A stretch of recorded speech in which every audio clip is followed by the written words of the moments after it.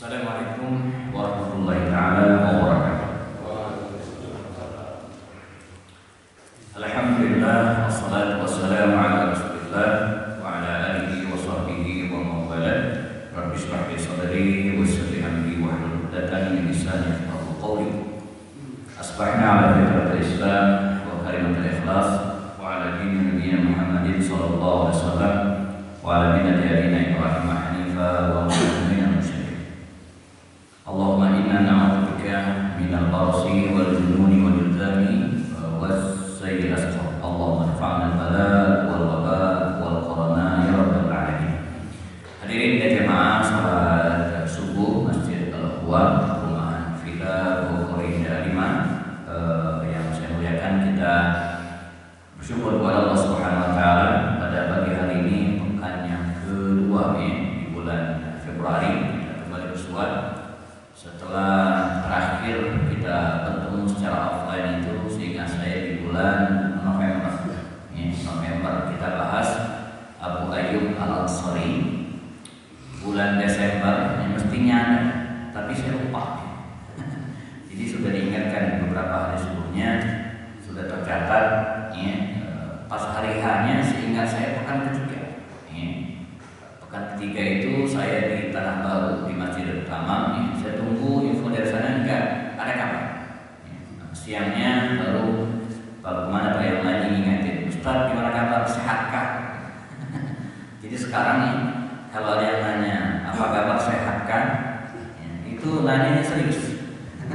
Kalau dulu kan basa-basi, gimana kabar, sehat, itu basa-basi aja. Tapi kalau sekarang sehat itu nanya beneran gitu ya. Kemarin ada teman saya, desainer saya waktu di Jakarta dulu, di WA saya,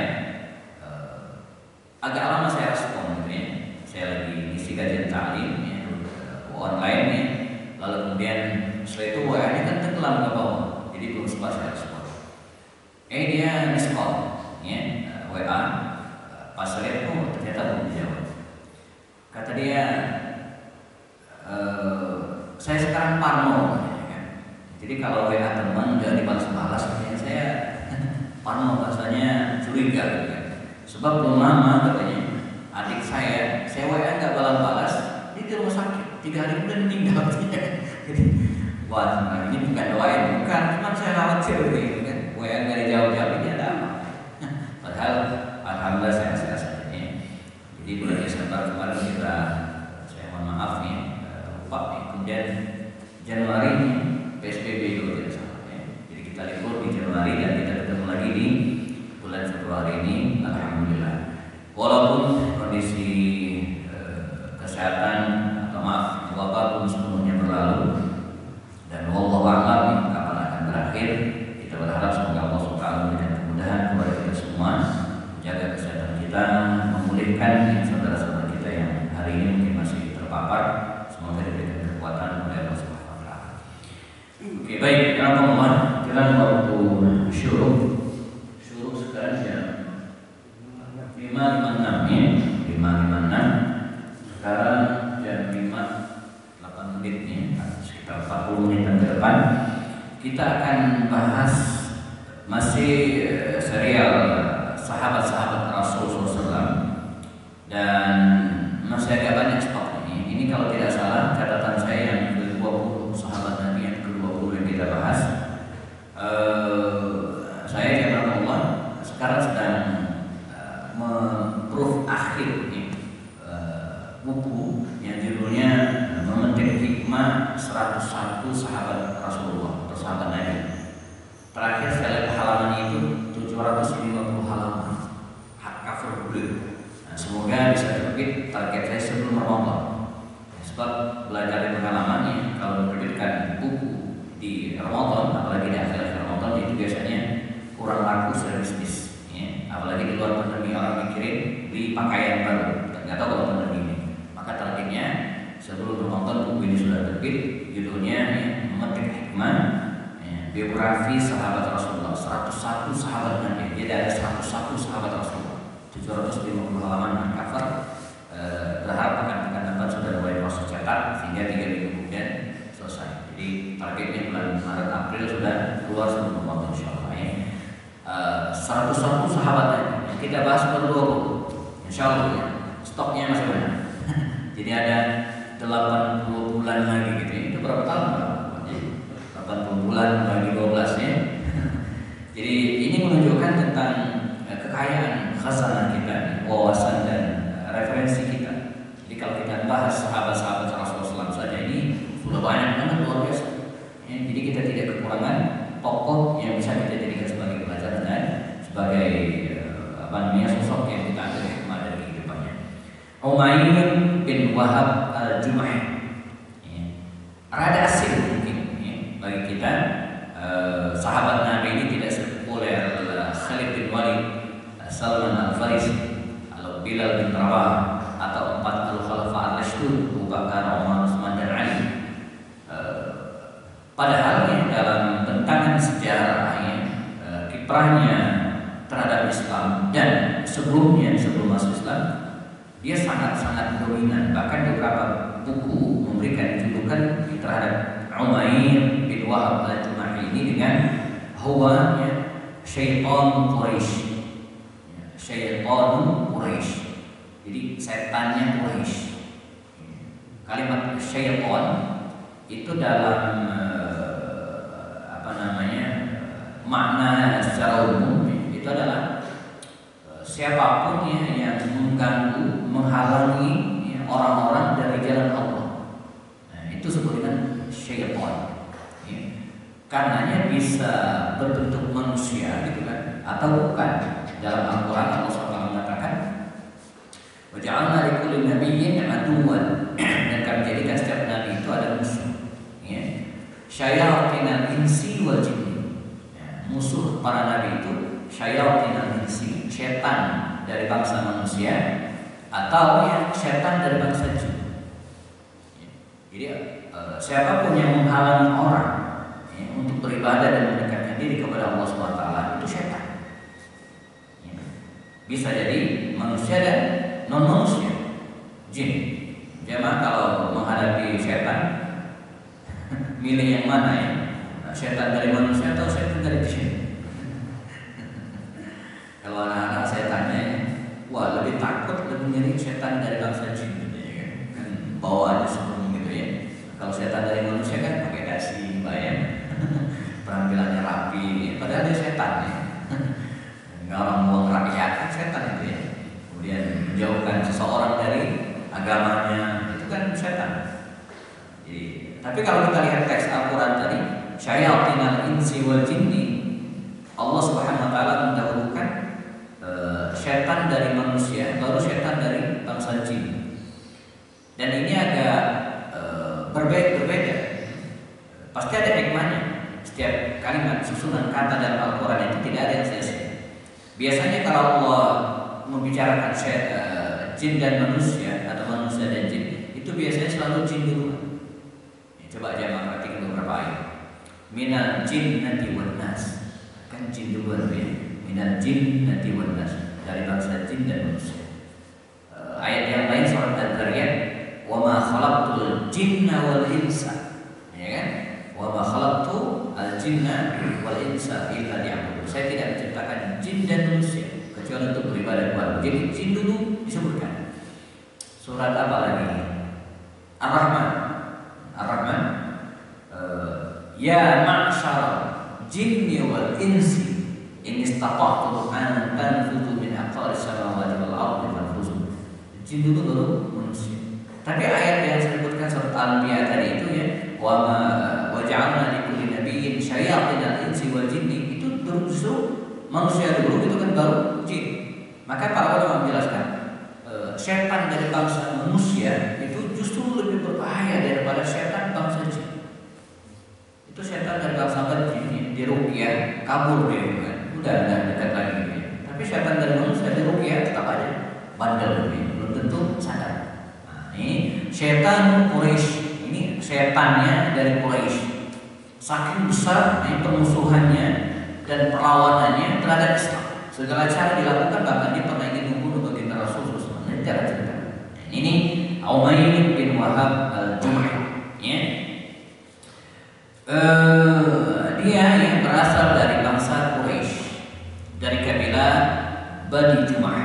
Ya, jadi Quraisy itu pernah saya sampaikan sebelumnya, kalau diibaratkan pohon besar, ya pohon, maka di bawahnya ada cabang-cabang. Seperti kita lah Indonesia. Ya, Indonesia itu pohon besarnya, dan di bawahnya ada cabang-cabang. Ada Sunda, Jawa, Palembang, Makassar, Dayak, kan ada ragam suku, ada ragam kabilah. Nah ini Quraisy itu kan pohon besarnya, di bawahnya ada beberapa kabilah terkenal. Ya. Ada 10 kabilah berpengaruh, misalnya kabilah Bani Hashim, ini keluarganya Rasulullah, semua orang itu Quraisy. Ya. Lalu kemudian kabilah Bani Umayyah, ya, ini klannya Utsman bin Affan. Lalu kabilahnya Bani Asad, ya, ini kabilahnya istri Rasulullah, ya, Khadijah itu dari kabilah Bani Asad. Lalu kabilah Bani Taimi, ini kabilahnya Abu Bakar As-Siddiq. Kabilah Bani Makhzum, ini kabilahnya Khalid bin Walid, kabilahnya Abu Jahal. Kemudian kabilah Bani Adi, ini kabilahnya Umar bin Khattab. Ya. Lalu kabilah Bani Sahm, ini kabilahnya Amr bin As. Dan ada juga kabilah Bani Jumah, Al-Jumah. Ya. Nah, ini dari sinilah Umair bin Wahab ini berasal dari kabilah Bani Jumah, salah satu kabilah terkemuka di antara 10 kabilah terkenal di Quraisy pada waktu. Ya. Di masa jahiliyah Rasulullah, ya, Umair bin Wahab al-Jumahi ini ya, dikenal sebagai bandar judi. Ya. Jadi bandar. Biasanya kalau dalam permainan judi itu yang menang itu bandar. Sebab logikanya siapapun yang menang maka dia dapat lebihannya kan begitu. Misalnya dadu itu ada berapa? 6 ya, ada 6 mata gitu kan. Yang menang kan pasti 1. Nah, sementara yang masang kan bisa 6, bisa 7 tuh. Ya. Walaupun bisa jadi gambling, misalnya masang angka nomor 3, semua angka 3. Ya bandar yang nomor, tapi jarang yang begitu. Jarang ya. Jadi kalau ada 6 angka itu bisa 4 angka, 1, 2, 4 bisa dipasangin semua, kan yang menang 1. Jadi besar kemungkinannya bandar yang menang dalam setiap permainan judi. Walaupun sesekali dia kalah, nombokin gitu kan, tapi sebagian besar dia yang menang, bandar judi. Nah dia bandar judi. Ada kisah menarik suatu saat para pemuda Quraisy yang seumuran dengan dia, misalnya Khalid bin Walid, lalu kemudian Amr bin As, As-Safwan bin Umayyah, Ikrimah bin Abu Jahal, ya. Sesekali Umar bin Khattab nimbrung gitu ya. Nah, ini kan angkatan-angkatan ini, dia berada di level anak-anak muda ini. Anak-anak muda orang kaya, kalangan bangsawan, kerjaannya nggak bisa duit bapaknya. Jadi sosok-sosok seperti Ikrimah, anaknya Abu Jahal, Khalid bin Walid, anaknya Walid bin Mughirah, ini orang kaya semua. Safwan bin Umayyah, anaknya Umayyah bin Khalaf, orang paling kaya di Mekah. Lalu siapa lagi? Ya, misalnya termasuk juga Abu Sufyan, ya, walaupun usianya agak tinggi dibanding yang lainnya. Orang-orang seperti ini, anak-anak muda seperti ini, nggak ada kerjaan, pengangguran, duit bapaknya banyak, kerjaan main judi.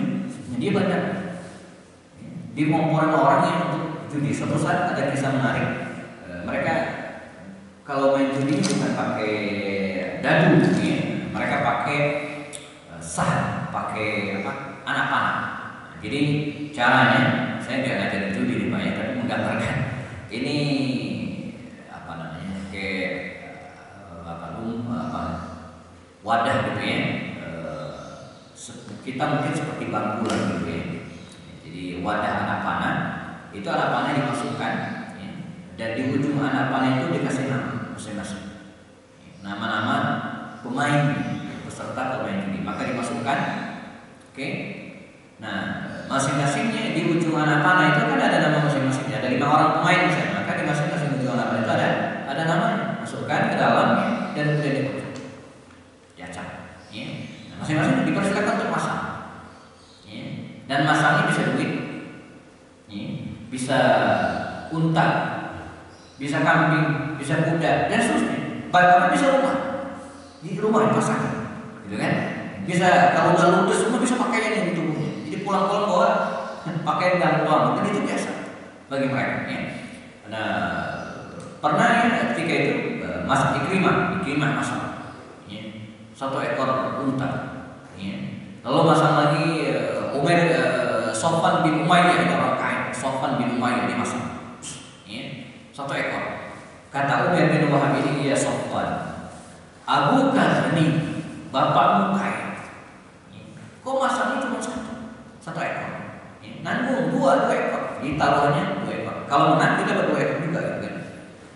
Dia kata dia, iya bapakku kaya, tapi saya kan bukan orang kaya. Yang kaya itu bapak dia. Tapi kalau bapakku mati nanti kok jadi orang kaya? Oh iya ya, katanya. Tapi dia tetap jadi harta bapak saya sampai dia masuk ke dalam kubur. Ya. Akhirnya terprovokasilah Sofwan ini dikisahkan. Masalahnya di luar. Diundi kalah.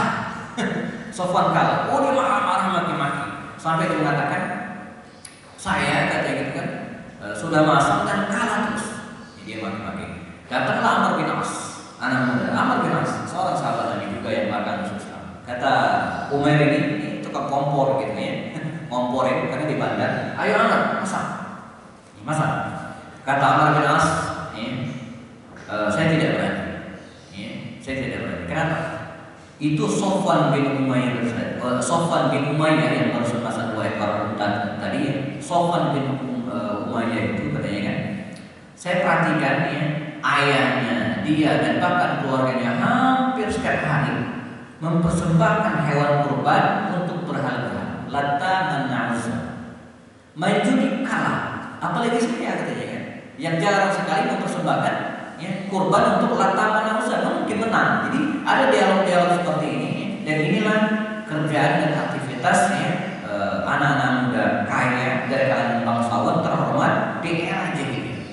Jalan Nabi diutus, Nabi sudah lahir waktu itu, tapi mereka masuk Islam. Dan mereka Rasulullah sebagaimana yang lainnya juga sangat membenci Islam anak-anak muda ini karena ikut-ikutan bapak mereka. Jadi anak-anak muda seperti ini, ya, seperti Umair bin Wahab al-Juhani, Ikrimah bin Abu Jahal, Sofwan bin Umayyah, bahkan Amr bin As dan Khalid bin Walid, 5 anak muda ini terutama, mereka adalah orang-orang yang membenci Islam, ya, lantaran orang tua mereka, paman mereka membenci Islam. Sebab kehidupan mereka tergantung kepada orang tuanya. Khawatir di boykot kalau masuk Islam, khawatir diusir dari rumahnya. Walaupun demikian, ada beberapa anak muda yang punya pendirian berbeda. Nanti kita ketemu dengan Utsman bin Affan. Kan anak muda juga, orang kaya juga. Bapaknya kaya raya. Affan itu luar biasa. Tapi dia berani masuk Islam. Mengapa? Karena sejak usia 15 tahun dia sudah menjadi pengusaha. Ya. Atau misalnya Az-Zubair bin Awwam. Ini kan anak orang kaya juga. Thalha bin Ubaidillah. Ini orang kaya juga. Tapi anak-anak muda ini apa? Dia berani keluar gitu kan dari zona dukungan ayahnya dan masuk Islam. Walaupun diboykot diusir. Apa hikmahnya? Mengapa demikian? Ya, karena mereka sudah memiliki kemandirian sejak awal. Nah, ini pelajaran bagi kita ya, bagaimana melahirkan ya, generasi-generasi yang mandiri sehingga mereka tidak bisa didikte oleh paham-paham yang tidak sesuai dengan benar. Ya. Nah, di sisi lain kita juga menemukan sosok yang berbeda seperti Umar bin Khattab. Umar bin Khattab itu bukan orang kaya, bapaknya bukan orang kaya, ya. Dan dia punya kemandirian luar biasa. Maka begitu dia masuk Islam, dia nggak peduli dengan ayahnya, nggak peduli dengan siapapun, dia punya kemandirian yang sangat kuat. Kita ketemu dengan misalnya Mus'ab bin Umair. Mus'ab bin Umair itu siapa? Dia orang kaya, ya. Kaya raya bapaknya, ibunya juga demikian kaya.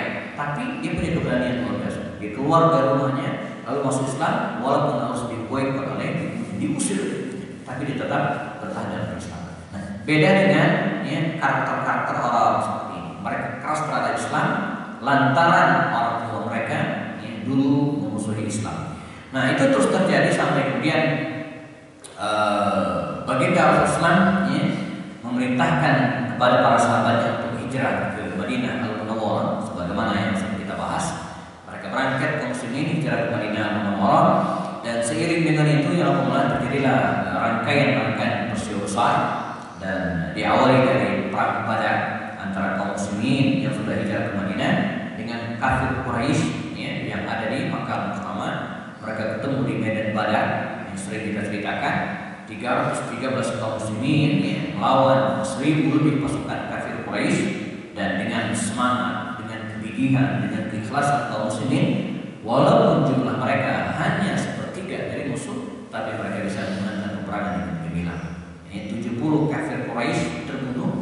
70 di antara mereka tertawan. Di antara yang terbunuh itu adalah tokoh-tokoh, ya, seperti Abu Jahal. Itu tawas di Medan Badar. Umayyah bin Khalaf, anaknya namanya Sofwan tadi itu ya, Utbah bin Rabi'ah dan yang lainnya. Nah, sisanya ada juga yang ditahan. Jadi 70 tewas, 70 di antara kafir Quraisy itu ditahan. Di antara sekian banyak yang ditawan oleh kaum muslimin itu ada namanya Wahab bin Umair, anak dari Umair bin Wahab. Namanya liar enggak Pak? bolak-balik ini satu kesulitan sendiri kalau kita belajar dan menghafal nama-nama para sahabat Nabi. Jadi namanya bolak-balik gitu aja ya. Ada Khalid bin Walid itu zaman dia punya ayah namanya apa? Ya, Khalid bin Al-Walid. Walid itu ayah. Tapi Khalid itu punya saudara. Namanya siapa? Walid. Kan Walid bin Walid jadinya. Jadi Khalid itu punya saudara namanya Walid. Bapak mereka sama. Siapa? Walid. Ini udah Walid bin Walid. Ada seorang sahabat namanya atau orang munafik di Madinah namanya Abdullah bin Ubay bin Salul. Terkenal. Tokoh munafik di Madinah namanya Abdullah bin Ubay bin Salul. Dia punya anak. Hasil Islamnya bagus. Menjadi mujahid pejuang luar biasa. Namanya Abdullah.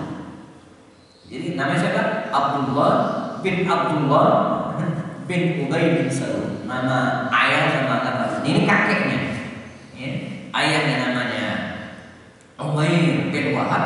Nah, dia punya anak namanya Wahab bin Umair bin Wahab. Nah, anaknya yang namanya Wahab bin Umair ini ya, termasuk di antara sekian banyak 70 orang yang ditawan oleh kaum muslimin.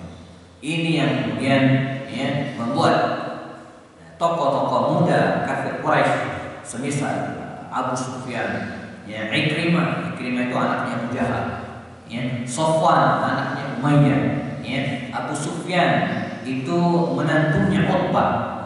Di tokoh-tokoh ini bapak yang meninggal, paman yang meninggal di Badar terbunuh oleh kaum muslimin dan mereka menyimpan dendam yang luar biasa. Dan ini yang kemudian membuat mereka ya, dendam kepada kaum muslimin semakin membara untuk melakukan perlawanan dan untuk merencanakan rencana yang keji. Dan sampailah satu saat ya, di sebuah tempat yang tidak jauh dari Makkah, atau masih berada di sekitar Makkah, tidak jauh dari Ka'bah, ketika mereka sedang membicarakan kondisi-kondisi orang tua mereka, meratapi orang tua mereka yang terbunuh dalam perang Badar, dan kebayang oleh kita, bapaknya terbunuh, para orang tua mereka terbunuh, nah, mereka sedang berduka di ngumpul-ngumpul, ya, dendam membara, dan akhirnya kata Umar bin Wahab al-Jumahi ini, saya katanya, kalau tidak mikirin keluarga, mikirin anak-anak, katanya, saya akan datang ke Madinah secara diam-diam, nyamar dan akan membunuh Muhammad. Kata Umair bin Wahab al-Jumahi. Mengapa dia tidak lakukan itu? Karena saya masih mikirin keluarga saya. Sebab begitu saya membunuh Muhammad, saya pasti akan dibunuh juga, dan siapa yang ngurus keluarga saya? Kata Sofwan bin Umayyah. Sofwan bin Umayyah, putra dari Umayyah bin Khalaf yang terbunuh di Badar. Bapaknya Umayyah bin Khalaf itu terbunuh di Badar, dibunuh oleh Bilal bin Rabah, ya, yang merupakan hamba sahayanya. Jadi Bilal ini ya, budak dari Umayyah bin Khalaf yang disiksa bisa-bisa ketika berada di Mekah. Pernah kita ceritakan tentang Bilal bin Rabah. Kata Sofwan ini, ya Umayyah, kalau masalahmu adalah keluarga, artinya takut keluarga yang tidak ada yang menjamin, takut utang-utang yang tidak ada yang bayar, saya mampu.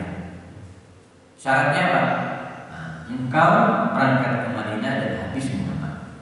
Kalau engkau terbunuh, seluruh utang-utang, seluruh kebutuhan keluargamu, anak-anak saya menanggung, dia orang kaya. Nah, akhirnya disepakatilah sebuah perjanjian jahat ini. Rasulullah, mereka sepakat untuk membunuh baginda Rasulullah SAW dengan eksekutornya Umair bin Wahab al-Jumahi. Dan yang membiayai semuanya, termasuk perjalanan perbekalan, adalah Sofwan bin Umayyah. Ini namanya persekongkolan jahat untuk menghabisi baginda Rasulullah SAW. Dan karena itu kalau kita bicara tentang konspirasi, ya, kalau kita bicara tentang rencana jahat, ini bukan sekarang saja. tapi dari ya. Dan kita harus waspada. Sebab kaidahnya sederhana. As-sirat bainal haqqi wal batil. Pertarungan antara hak dan batil itu selalu ada. Menghias di zaman. Sebaik-baiknya masyarakat tetap ada orang jahat. Bahkan para nabi, orang soleh apa mereka, tapi tetap ada musuh. Ada musuh. Orang soleh apa Ibrahim alaihissalam. Orang soleh apa Nabi Musa. Kurang soleh apa Nabi Soleh. Nabi Soleh tetap ada musuhnya. Tetap ada orang-orang yang membangkang. Nabi Muhammad kurang baik apa juga alamin, orang yang jujur, nggak sepakat orang lain, membantu orang yang sulit. Demikian kesaksian Khadijah terhadap suaminya. Tapi tetap ada musuh. Nah, kita juga demikian hari ini. Mesti as-sirat bainal haqq wal batil itu ada. Ya. Dan al-haq dan batil ini selalu berperang. Dia tidak pernah akan kompak Allah. Dan kata Ali bin Abi Thalib, al-haqqu bila nizam, al-haq kebenaran melawan kebatilan tanpa nizam, tanpa perencanaan, ya, tanpa manajemen, tanpa strategi, maka dia bisa dikalahkan oleh al-batil bin nizam. Dengan kebatilan yang terencana. Karenanya dalam menegakkan kebenaran itu tidak hanya cukup dengan semangat, ya, tapi juga strategi, ya, tapi juga ya, rencana-rencana yang tertata rapi, tersusun, gitu kan? Kalau tidak, walaupun kita benar, tetap aja kalah, gitu ya. Jadi harus membuat strategi yang bagus, dan ini dilakukan oleh baginda Rasulullah dalam beberapa medan perang. Baik, maka berangkatlah Umair bin Wahab al-Jumahi ini ya, menuju ke Madinah al-Munawwarah. Dia ya, dengan mudah masuk ke Madinah ya, tanpa halangan berarti. Ya, mengapa? Karena dia punya alasan. Sebagaimana yang lainnya, dia datang ke Madinah untuk membebaskan anaknya. Jadi kaum muslimin tidak curiga loh. Ya, kan kedatangannya ke Madinah ini untuk membebaskan sang anak yang ditahan oleh kaum muslimin, dan dia akan membantu Islam. Dan ini dilakukan oleh tokoh-tokoh Quraisy yang lainnya. Ya, misalnya Khalid bin Walid itu bersama dengan teman-temannya dia datang ke Madinah untuk membebaskan saudaranya Walid bin Walid tadi. Dan tanpa curiga kaum muslimin, silakan gitu kan, datang. Dan itu resmi, legal, dan menjadi tradisi bangsa Arab. Walaupun mereka bermusuhan, datang ke tengah musuh itu nggak ada apa-apa, karena misinya jelas untuk membebaskan saudara mereka, keluarga mereka ditahan oleh kaum muslimin. Nah, inilah alasan ya Umair bin Wahab al-Jumahi ini datang ke Madinah, sehingga ketika dia masuk ke gerbang kota Madinah tanpa halangan, maka dia segera ya mengatakan kepada para sahabat yang menerimanya untuk menemui baginda Rasul, melakukan negosiasi langsung untuk membebaskan, alasan membebaskan anaknya, ya, Wahab bin Umair al-Jumahi. Tanpa prasangka dulu, tanpa curiga apapun, maka para sahabat yang segera mempersilakan Umair bin Wahab al-Jumahi ini ya untuk menemui baginda Rasulullah di tempatnya. Maka dikisahkan Allah, dia masuk ya, ke tempat Rasulullah SAW, di rumah baginda Rasulullah, di tenda, dikisahkan di tenda Rasulullah. Dan sebelum dia masuk ya, mengantisipasi, para sahabat melucuti senjatanya, gitu ya, pedangnya dilepas ya, dan dia pun menghadap baginda Rasulullah. Tapi dia sudah menyiapkan senjata yang lain, ya, sebuah pisau kecil yang sudah dilumuri dengan racun yang sangat ganas yang diselipkan di tubuh. Ini strategi. Jadi pedangnya yang gede di mana-mana di bawah itu ya, itu dilepas. Ini sama seperti saya dulu ya, ketika beberapa kali khutbah di Mabes Polri ya, di penjara beberapa kali dulu ada kejadian unik nih. Saya dulu punya handphone gede Pak, komunikator. Ada yang pernah megang? Gaya banget Pak kalau pegang itu dulu ya. Jarang. Saya wartawan perlu ini, jadi gede banget saya teteh. Di situ ada catatan nomor handphone, termasuk juga catatan khutbah, poin-poin khutbah saya catat. Begitu masuk gerbang kantor polisi ini, Mabes Polri, lalu kemudian Ustaz, handphonenya ditinggalkan sih. Saya tinggalin ya, pas mau ceramah waduh sudah. Ternyata catatan kan di situ semua, ditinggalin gitu kan. Itu khutbah pertama. Nah, khutbah yang berikutnya saya ada sudah saya siasat. Saya bawa 2 handphone.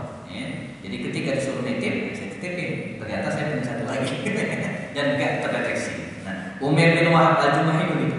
Jadi senjata beliaunya gitu ya, itu ditinggalkan sementara dia punya pistol kecil yang sudah dilamburi dengan racun yang sangat keras. Dan ketika ditusukkan kepada musuhnya maka bisa celaka. Ini benda ini yang dibawa oleh beliau untuk menghadap baginda Rasulullah dan dia nekat untuk membunuh Rasulullah. Walaupun dia tahu resikonya akan dibunuh juga nggak masalah. Nah, sementara dia akan menghabisi baginda Rasulullah, Sofwan bin Umayyah yang ada di Mekah, itu gembar-gembor. Dia teriak ke orang-orang sebentar lagi katanya akan terjadi kehebohan. Kita akan menunggu berita dari Madinah dan akan terjadi kegemparan. Di koar-koar kan orang biasa namanya jadi tunggu aja. Sebentar lagi akan ada berita yang menghebohkan. Karena dia berharap setelah datang berita Muhammad terbunuh dan tidak ada yang tahu. Jadi yang merencanakan perbuatan ini antara Sofwan bin Umayyah dan Umar bin Wahab al-Jumahi saja. Di keheningan malam di atas sebuah batu besar, tidak ada yang lihat sama sekali, tidak ada yang tahu, hanya mereka berdua. Dan luar biasa ketika Umar bin Wahab al-Jumahi masuk gerbang Madinah, lalu dia dihadapkan kepada baginda Rasulullah dalam jarak tertentu, kata Rasulullah, "Ya ahlan wa sahlan, selamat datang, welcome." Mada itu apa yang kau inginkan? Kata Umar bin Wahab al-Jumahi ini, "Ya Muhammad, jitu saya datang untuk membebaskan anak saya." Wahab bin Umair al-Jumahi yang Anda tahu, sebagaimana yang lainnya, mereka dibebaskan dan saya sudah siapkan uang untuk membayar uang tebusan. Kata Rasulullah, "La, tidak. Kedatangan Anda wahai Umair bin Wahab al-Jumahi," kata Rasulullah, "bukan untuk itu. Tetapi Anda datang," kata Rasulullah, "untuk membunuh saya. Anda berdua dengan Sofwan bin Umayyah. Anda berdua dengan Sofwan bin Umayyah di malam Nabi menyebutkan waktunya di atas sebuah batu besar di keheningan malam, tidak kira-kira Anda berdua bersepakat untuk membunuh saya. Sofwan bin Umayyah yang membiayai perjalanan dan akan menanggung biaya keluarga kalau kau terbunuh." Dan sudah detailkan oleh Rasul. Dikasih luar biasa. Tidak ada seorang pun yang melihat, mengetahui kesepakatan ini. Kok bisa bocor? Siapa yang nyadap gitu kan? Kalau sekarang, oke, di sana gitu kan. Dulu kan nggak ada. Dia berpikir keras dan mentok. Akhirnya dia duduk bersimpuh di hadapan baginda Rasulullah, mengeluarkan senjatanya dan mengakui semua yang disampaikan oleh Nabi tadi benar. Maka tidak lama kemudian saat itu juga dia memeluk Islam. Makanya kalau kita bicara tentang hidayah gitu ya, kalau kita amati sejarah siapapun yang mendapatkan hidayah itu macam-macam.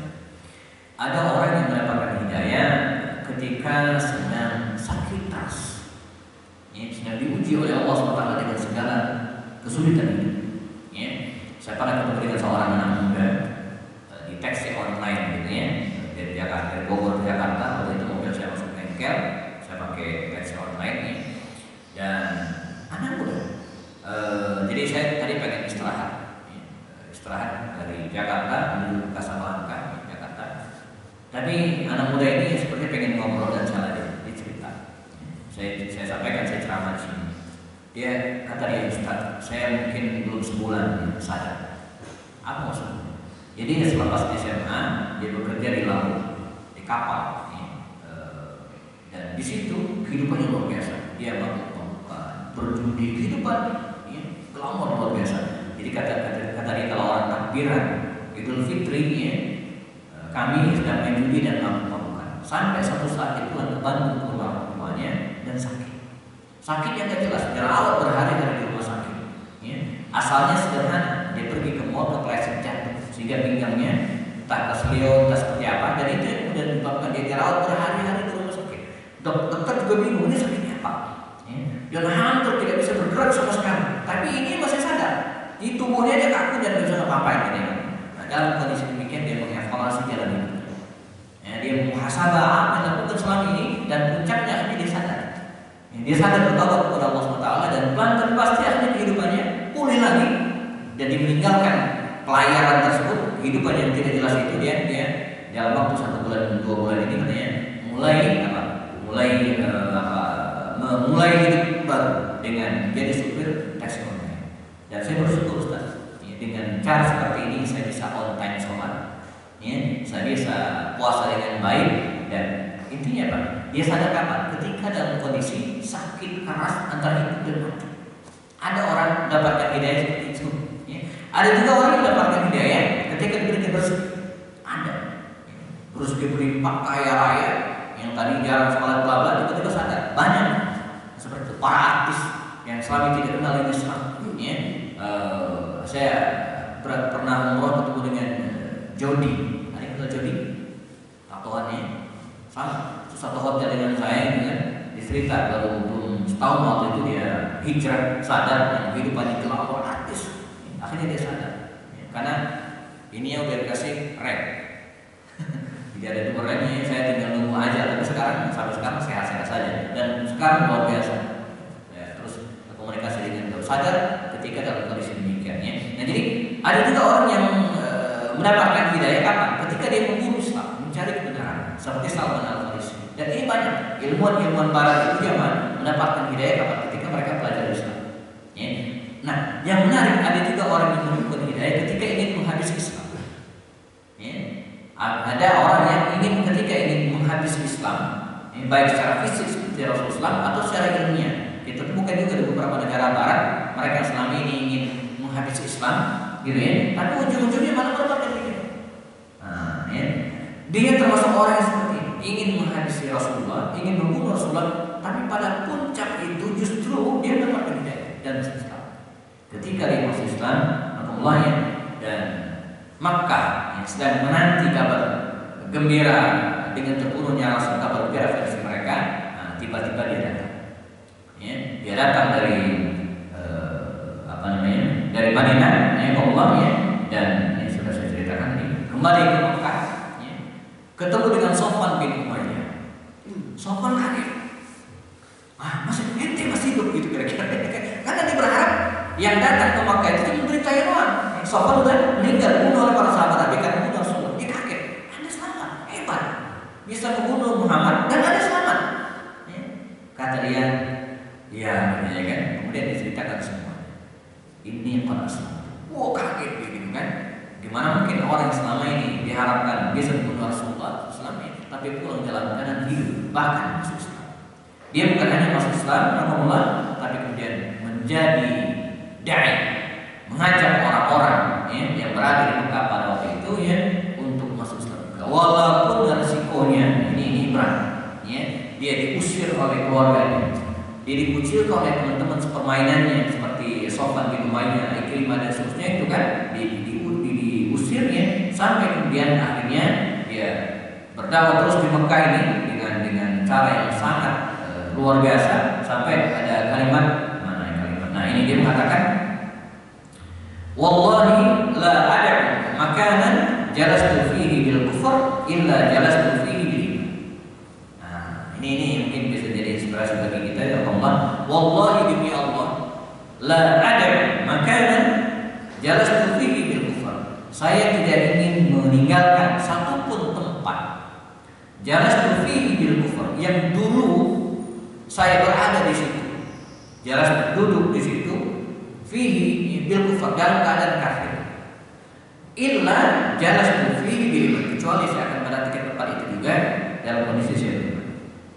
Jadi di mana dia datang bergaul dengan banyak orang, dengan siapapun, ya, dalam keadaan kafir dulu, maka dia datang tempat-tempat tersebut dan diajak, ya, untuk memeluk Islam. Dan tidak sedikit orang pemula yang tersentuh dengan dakwah Umar bin Al-Jumahi ini, dan kemudian dia memeluk Islam, ya. Nah, waktu pun berlalu, ya, sampai kemudian ketika terjadi peristiwa Fathu Makkah tahun ke-8 Hijriah, baginda Rasulullah datang bersama dengan para sahabatnya 10.000 tentara yang membebaskan kota Makkah ini di bulan Ramadan, ya, tanggal 17 Ramadan mereka masuk ke Makkah, ya, dan kemudian dalam waktu singkat Makkah ini tunduk di bawah kekuasaan kaum muslimin. Di antara mereka, ya, ada Sofwan di antara mereka ada Umar bin Al-Jumahi. Nah, Nabi memaafkan, ya, 2.000 lebih penduduk Madinah yang selama ini mengusir beliau, yang selama ini memakinya, yang selama ini merampas harta Rasulullah. Pada hari itu Nabi berhadapan dengan mereka dengan kalimat yang kata Rasulullah, la tasriba alaikum al-yawm. Hari ini tidak ada balas dendam. Semua yang kalian lakukan terhadapku dulu, kata Rasul, saya maafkan. Idhab wa antum talaqah. Begitu sifat pemaaf Rasulullah. Tetapi ada beberapa orang yang melarikan diri kabur. Nah, di antara yang kabur itu adalah Sofwan bin Umayyah yang membackup dan menyuruh Umayyah bin Wahab ini untuk bunuh Rasulullah. Dia merasa tidak mungkin dimaafkan oleh Muhammad SAW dan tidak mungkin akan diampuni oleh beliau karena dosanya sangat besar, kesalahannya luar biasa. Dia ikut perang Uhud, perang Khandaq, beberapa peristiwa yang lainnya untuk membunuh Rasulullah. Nggak mungkin dimaafkan oleh beliau. Dan dia juga pernah bertekad seandainya seluruh penduduk Makkah masuk Islam, bahkan kudanya pun masuk Islam, saya tidak akan masuk Islam, kata Sofwan bin Umayyah. Maka diam-diam Allah dia kabur, pergi melarikan diri untuk kabur ke daerah Yaman barangkali sebab arah perjalanannya ke Jeddah, perjalanan daratnya ke Jeddah, nanti di Jeddah ketemu Laut Merah, dia akan berlayar menuju ke daerah Yaman dan seterusnya perang ke Afrika dan seterusnya. Dia ingin kabur dari Mekah, tidak ingin ketemu baginda Rasulullah SAW. Nah, saat itulah apa yang kemudian terjadi? Umayyah bin Wahab al-Jumahi, temannya waktu jahiliyah dulu membunuhnya, mencarinya, dan ketemulah mereka di daerah Jeddah hari ini sebelum dia berlayar. Kata Umayyah bin Wahab al-Jumahi, ya Sofwan, wahai Sofwan, mari kembali ke Mekah. Oh tidak, kata Sofwan, saya tidak mungkin kembali ke Mekah dan pasti akan dibunuh oleh Muhammad dan kawan-kawan. Itu saya besar. Kata dia, saya anak-anak, saya yang akan menjamin. Jadi dulu Jawabanullah ada tradisi bangsa Arab Quraisy itu disebut dengan bomin, jaminan, atau suaka. Nah, jadi tahta zimmah. Jadi kalau ada seseorang sudah menjamin orang lain, maka dia yang menjamin. Seperti Nabi pernah pergi ke Taif. Nah, tradisinya siapa yang sudah meninggalkan Mekah, maka dia tidak boleh balik lagi kecuali dia menjamin. Kalau enggak dia akan sudah dibunuh. Nah, ketika Nabi pulang dari Taif masuk ke Mekah, dia dijamin oleh Mut'am bin Adi. Dijamin oleh beliau. Maka ketika Nabi masuk, orang-orang kafir Quraisy tidak bisa membunuh Rasulullah karena dia berada dalam jaminan Mut'am bin Adi. Nah, non-muslim itu jemaah ketika tinggal bersama dengan kaum muslimin dia dijamin. Kita nggak boleh membunuh mereka, tidak boleh menyakiti mereka. Maka kata Nabi, man ada zimmiyan faqad adani. Siapa yang menyakiti orang-orang non-muslim yang tinggal ahlu zimmah di kawasan kaum muslimin, maka dia sama dengan menyakiti saya. Dia berada dalam jaminan. Andai ada orang yang memerangi non-muslimin, kita harus bertanggung jawab untuk membelanya. Itu seperti dengan tahta zimmah. Nah, ini juga demikian, anta tahta zimmati, kata Umayyah bin Wahab, saya yang akan menjamin. Jadi tidak mungkin membunuh Sofwan berarti membunuh Umayyah. Maka dengan jaminan itu, maka dibawa Sofwan bin Umayyah ini, yang sudah melarikan diri ke Jeddah ini, dibawa oleh Umayyah bin Wahab al-Jumahi menghadap baginda Rasulullah SAW. Nah, jadi kita kebayang kehidupan demikian zigzag. Kita bayangin kehidupan mereka begitu zigzag luar biasa. Dulu di sekitar tahun ke-3 Hijriah, karena peristiwa mereka ingin membunuh Nabi itu kan selepas perang Badar. Perang Badar tahun ke-2 Hijriah, berarti sekitar tahun ke-3 Hijriah jelang perang Uhud. Mereka berdua ini ingin membunuh Rasulullah. Ingin membunuh Rasulullah. Sofwan menjadi bosnya yang membiayai proses eksekusi itu, dan Umayyah eksekutornya. Hari itu, sekitar 5 tahun kemudian, hanya 5 tahun, karena Fathu Makkah itu kan terdiri tahun ke-8, dari 3 Hijriah menuju ke 8 Hijriah. 5 tahun kemudian berbalik sedemikian rupa. Di mana Sofwan yang dulu membiayai Umayyah untuk membunuh Rasulullah SAW, hari itu melarikan diri dan kemudian dikejar oleh Umayyah bin Wahab al-Jumahi ini dan dijamin menghadap baginda Rasulullah, lalu kemudian dimaafkan oleh beliau dan dia pun Islam. Jadi luar biasa. Kehidupan begitu luar biasa. Makanya dalam hal ini kita tidak boleh putus asa. Baginda Rasul mengajarkan kepada kita untuk selalu berbaik sangka. Bahkan terhadap orang-orang yang musuh Islam sekalipun kita dianjurkan untuk mendoakan mereka. Allahumma hdihim fa innahum la ya'lamun. Ya Allah, berikanlah petunjuk kepada mereka karena mereka. Ya. Jadi maka sebaiknya kita lakukan ketika ada sosok-sosok tertentu, apalagi mereka buzzer yang melakukan gerakan baik desain, ada yang menyuruh, itu kalau kita lawan dengan hal-hal yang sama, habis tenaga kita akan habis. Tapi sebaiknya kita doakan, kita balas dengan kalimat-kalimat yang baik juga, kecuali yang sifatnya untuk meluruskan. Nilai lagi, beda ya. Saya agak aktif di media sosial dan sangat hati-hati, apalagi pada zaman sekarang. Ya, zaman sekarang kita salah ketik saja bahwa ujungnya bisa berjalan, gitu kan? Harus hati-hati banget. Maka kita harus pisahkan ya, mana yang sifatnya nyinyir, mana yang sifatnya provokasi, jangan pernah ditanggapi dan nggak usah ditanggapi. Tapi kalau yang sifatnya meluruskan, ya, itu harus. Ya, si fulan disebut ini padahal bukan, kita luruskan. Itu beda. Jadi meluruskan informasi, meluruskan berita itu yes harus kita lakukan. Tapi membalas hoak dengan hoak juga, membalas nyinyiran dengan nyinyiran juga, membalas provokasi dengan provokasi juga. Ya, itu tidak ada manfaatnya dan hanya akan berdampak buruk bagi kita. Ya, tidak akan ada manfaatnya. Dia akan semakin galak dan akan semakin jauh dari kita. Ya, toh kalau mereka adalah buzzer, orang yang disewa, orang yang dibayarin, suatu saat juga bensinnya akan habis. Selesai. Ya, karena bukan dari nuraninya, bukan dari ideologinya. Suatu saat dia akan berhenti, habis. Yang bayar juga udah bensin, selesai. Ya, jadi bensinnya itu sebatas itu. Tapi sebaliknya orang yang berjuang karena Allah Subhanahu Wa Taala dan berikhlasan, dia nggak akan habis bensinnya, karena bensinnya Allah, motivasinya karena Allah Subhanahu Wa Taala. Oke, baik. Dan kisah berlanjut Allah ketika Nabi Muhammad SAW meninggal dunia, wafat, dan Umayyah bin Wahab dikisahkan tetap bersama para sahabat, ya, Abu Bakar Siddiq, dan tetap berada dalam Islam, ya, sampai kemudian Umar bin Khattab, ya, pada masa pemerintahan Umar bin Khattab radhiyallahu anhu, dia meninggal. Jadi setelah Nabi wafat tidak banyak riwayat yang mengatakan kiprahnya, ya, dan beda dengan misalnya Khalid bin Walid yang menjadi panglima perang. Kalau ini tidak. Tapi yang jelas ya, para ulama menyebutkan bahwa dia ala dini, ya, tetap dalam agamanya sampai kemudian meninggal di masa pemerintahan Khalifah Umar bin Khattab radhiyallahu anhu, ya. Tetap ikut berjuang yang melawan orang-orang murtad pada masa Abu Bakar Siddiq, ya, dan ikut juga berjuang melawan pasukan Romawi dan mungkin sebagian pasukan Persia di masa pemerintahan Sayyidina Umar bin Khattab radhiyallahu anhu. Demikian juga dengan sahabatnya Sofwan bin Umayyah tadi juga, ya, mereka ikut dalam perang namanya perang Yarmuk yang melawan pasukan Romawi. Bahkan ada kisah menarik ya, terkait dengan anak-anak muda ini, ya, kisah-kisah anak-anak muda yang dulunya memerangi Islam ini. Misalnya Ikrimah bin Abu Jahal itu pernah mengatakan kepada teman-temannya, di situ ada Abu Sufyan, ada Khalid, ada Ikrimah, ada Sofwan bin Umayyah, ada Umayyah. Ini orang-orang ini kumpul.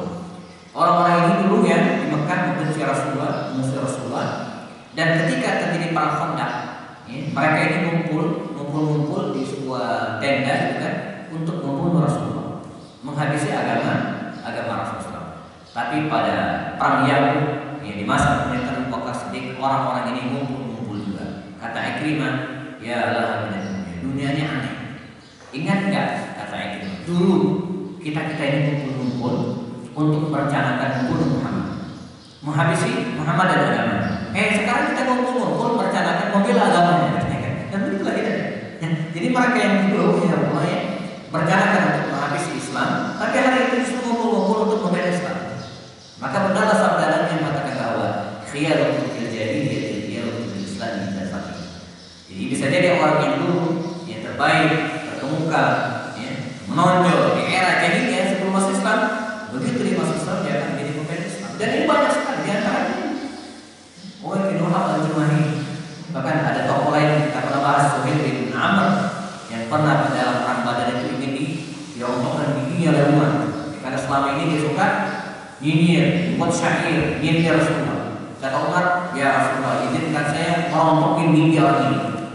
Kata Rasulnya, karena bisa jadi suatu saat, ya, giginya, mulutnya, lisannya Suhail bin Amr itu bermanfaat untuk Islam. Dan betul ketika Nabi meninggal dunia, kalau di Madinah yang mengkondisikan kaum muslimin agar tidak galau dengan wafatnya Rasulullah dan tetap bertahan dengan keislaman adalah Abu Bakar Siddiq, maka di Madinah adalah Suhail bin Amr, orang yang dulu ingin dirontokin giginya oleh Umar. Coba kalau gigi dirontokin oleh Umar, dia tidak bisa lagi mengkondisikan kaum muslimin. Nah, demikian Islam. Karena itu Allah sebagai penutupnya bahwa dalam hidup ini Allah ada lika-likunya, ada kondisi-kondisi yang dimana perjalanan hidup seseorang itu berbagai macamnya. Saya nggak tahu mungkin yang berada di sini ya jalan hidupnya apa lurus-lurus saja gitu kan, atau mengalami kondisi-kondisi yang siksa seperti Sofwan bin Umayyah atau Sofwan Umar bin Wahab dan Jumayyah. Tapi apapun yang kita berharap semoga Allah SWT memberikan kepada kita husnul khatimah, ya, akhir yang baik sebagaimana yang disebutkan atau dalam cerita Umayyah bin Wahab al-Jumayyah. Ini ya sekilas tentang sahabat baginda Rasul ya. Minimal hari ini kita sudah berkenalan dengan seorang mulia dari sahabat beliau, Umayyah bin Wahab al-Jumayyah. Nanti ada seorang sahabat lagi namanya Sa'ad bin Amr al-Jumahi, seorang gubernur yang terkenal. Nanti juga kita akan bahas insyaallah. Baik, sudah masuk waktu syukur. Ada pertanyaan tentang tema kita hari ini atau hal-hal lain yang berhubungan dengan syarat kemuliaan atau ada informasi yang ingin disampaikan? Silakan sebelum kita cukupkan. Cukup ya? Baik, kalau tidak ada kita selesaikan Allah dan sama-sama kita berharap semoga Allah SWT memberikan kekuatan kepada kita, tetap jaga kesehatan kita. Saya sudah sampaikan ya, corona ini ada yang bilang corona hoax, itu hoax. Jadi yang mengatakan corona ini hoax, itu hoax. Corona ini ada, kita tetap waspada, jaga kesehatan, jaga imunitas tubuh kita, tapi jangan juga berlebihan. Karena kita punya Allah. Ma asaba musibatin illa bi'idznillah. Tidak ada musibah satupun kecuali atas perkenan dan takdir dari Allah Subhanahu wa taala. Menghadapi takdir rumusnya jelas. Apa? Berusaha semaksimal mungkin. Sebagaimana Umar mengatakan akhir min qadrillah ila qadrillah. Kita lari dari takdir Allah ke takdir Allah yang lain. Firra min al-ilzam, firra min al-asal. Larilah, menghindar dari penyakit menular sebagaimana kalian menghindar dari singa, kata Rasulullah. Baik, jemaah, kita sempurnakan majelis ini dengan kafar. Majelis subhanallah wa bihamdika, asyhadu an la ilaha illa anta, astaghfiruka wa atubu